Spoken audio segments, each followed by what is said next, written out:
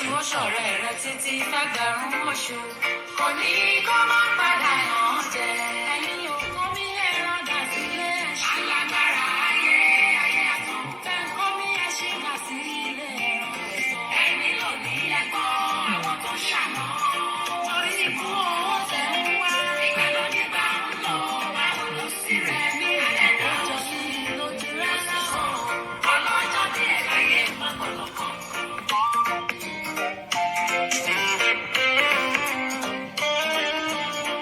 Confided in me is true pé Murphy Afolabi ti kú. Bí mo ṣe rí online mi ò lè kọ dédé gbé wá torí pé mo rí online. So mo ní láti pè colleague wọn pé ẹ gbọ́ wọ́n ní òótọ́ ni o, ó ti kú o.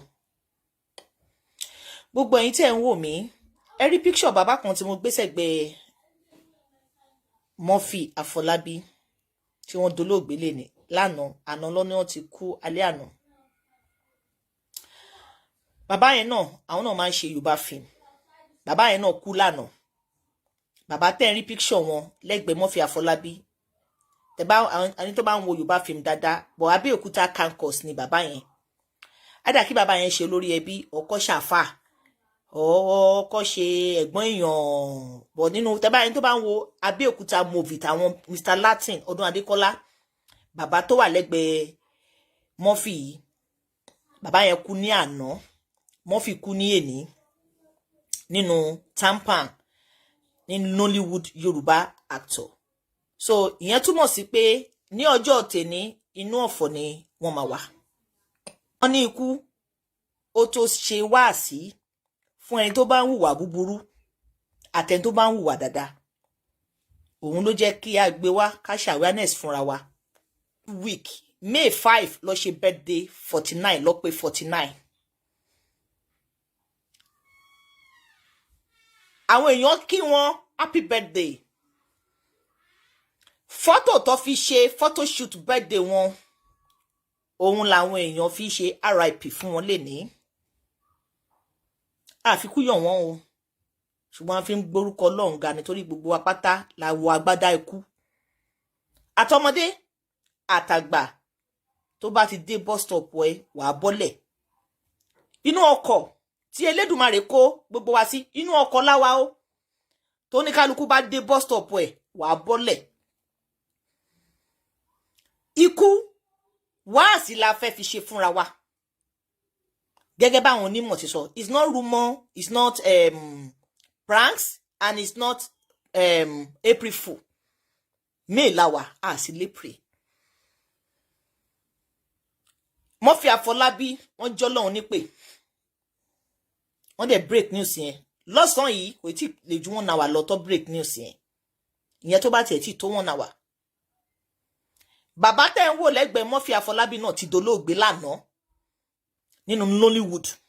So Nollywood, Yoruba Nollywood sọ ẹ̀mí méjì nù within 24 hours. Ẹ̀mí méjì sọnù ní agboolé Nollywood. Ẹ jẹ́ kèmi àti yín ká wá dialogue. Kí Ọlọ́run kó fọ̀run rere kẹ́ Murphy Afolabi. Murphy Afolabi kú, social media mi. Kí ló fà á tí social media fi mi? Iṣẹ́ ọwọ́ ẹ̀ ni. Wá béèrè lọ́wọ́ ìwọ, kémi náà béèrè lọ́wọ́ ara mi. Ǹjẹ́ tọ́lọ́jọ́ bá délé ní? Ṣé ayé máa celebrate ni? Àbí ayé máa wà nínú ọ̀fọ̀ pé ẹni ire lọ? Torí ikú tẹrán, tẹni kó pa ẹni ire. Òun náà lẹ máa rán tó máa pa ẹni bí. Kí là ń fa ayé nira wa lára fún?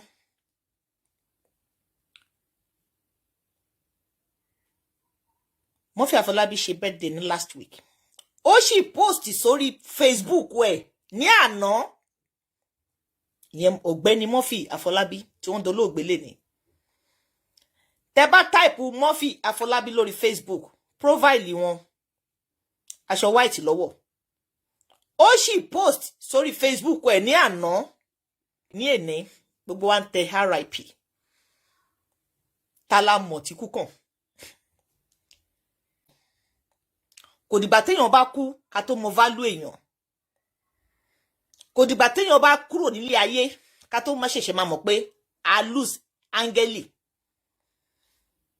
Gbogbo wa pátápátá la jẹ́ áńgẹ́lì nílé ayé yìí. Ọ̀nà tó ní kálukú máa gbà jíṣẹ́ ẹ̀ ló ṣe yàtọ̀tọ̀. Àtẹni tó rí Murphy Afolabi rí, àtẹni tí ò rí rí, gbogbo èèyàn ló fìlì ẹ̀.